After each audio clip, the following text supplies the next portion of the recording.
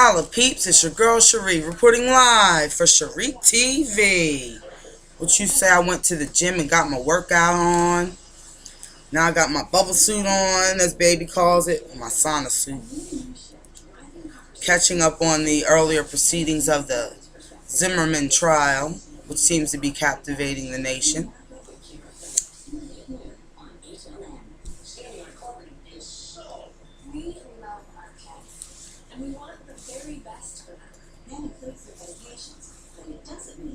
Oh, you know what? I should holler at my pokers right now. Let's see.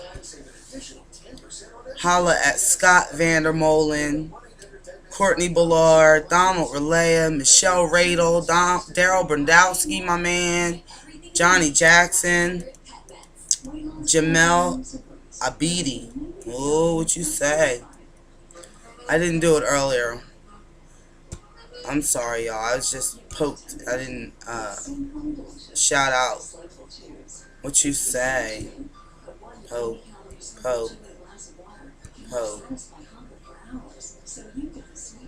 I'll be doing it again.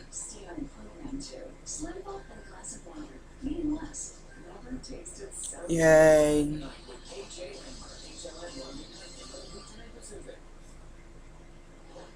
Holla at my soror, Dana Combs Fenwick. Holla, girl.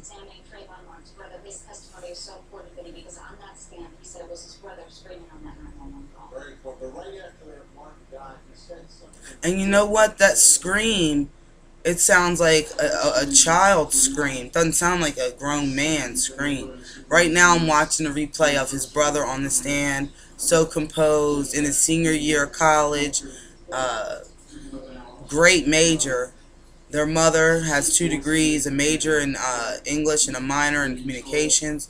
Comes from a really good background. Trayvon does. And he was not a thug. I mean, he was involved in, you know, normal teenage stuff. You know, but he was going on the right track. He really was. Regardless, I don't care if he was a crackhead. He did not deserve to die like that.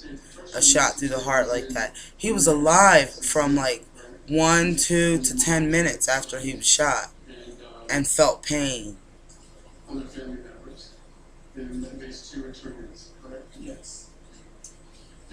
If you go on my Facebook page, you'll see like blatant racism on my page. Go there. I urge you to go. Cherie Lewis is a Facebook page.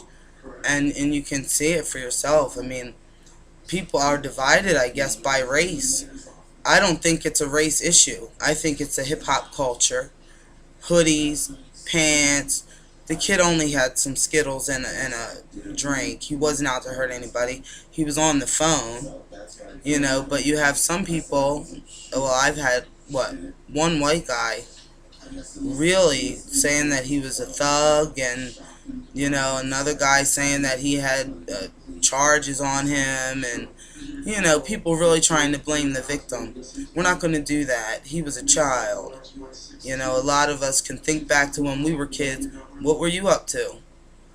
You know, I mean, I didn't smoke pot till I was 22 years old, but I knew kids at 16, 17 who did. You know, they didn't deserve to die for it. So check yourself before you wreck yourself.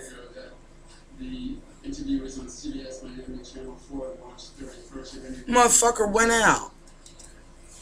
Let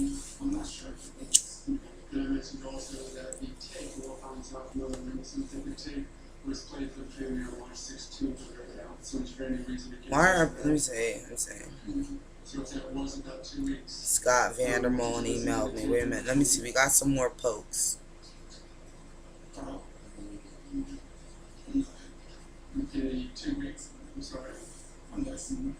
Did we say Scott Vandermolen and George Acosta? I think we did. I'll poke them back right quick.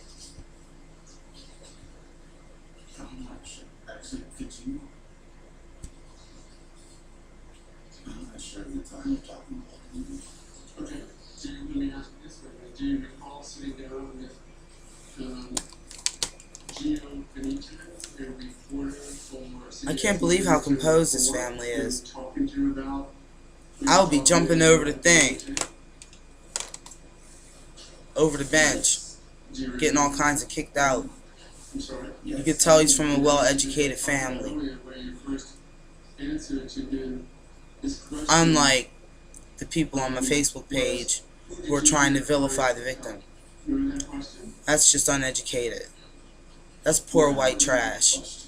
That's how I was raised. I was asking you your memory of the question that Mr. Benitez asked you, and I think what you said was you didn't remember the question specifically. Is that correct? Yes. Okay. But leading up to that, we had talked about that you had listened to. But, you know, George, he must have a death wish or something, because the stuff he was putting on my page, I mean, he was like, look, watch for the rioting in the streets, like black people are all animals. I mean, really, I told him that's a fight you don't want to engage in, you know what I'm saying? Like, I was like, people like you are who caused the rioting, you know what I'm saying? But don't listen to me.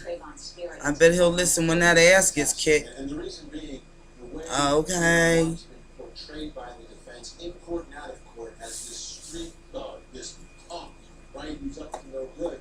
And then, you know, we get to meet Trayvon Martin's family, his older brother, well-spoken, well-mannered. The point, he was told not to follow him, and he proceeded to do exactly that. Trayvon had thought, hey, this guy's following me, turned around and had to take care of business, or he was thrown to his knees from the back because he had grass stains on his knees. But he was not the aggressor, according to the witnesses. I think the prosecution did a brilliant job of presenting Trayvon's brother, because watching the brother was like watching Trayvon. It was riveting to see him there testifying. And even though the defense attorney tried to, impeach him about what he had said to the reporter earlier in terms of whether it was Trayvon's voice, his testimony was so powerful. And when you compare Trayvon's I think this jury will get it right, she's the young lady, you know, especially if it's a jury of moms. We know it's all women, but if they're all moms, suggested that Trayvon used some pretty offensive language himself. So you juxtapose Rachel with the brother now, and now we start to see a whole different. I need to see that because I wasn't up in time to see that. So much. I wish he had been the last witness. I think he was so powerful, so convincing, and he, Yeah, Trayvon's brother's testimony was very good, peeps. Well, I just wanted to get that in and say, holla! I love you guys.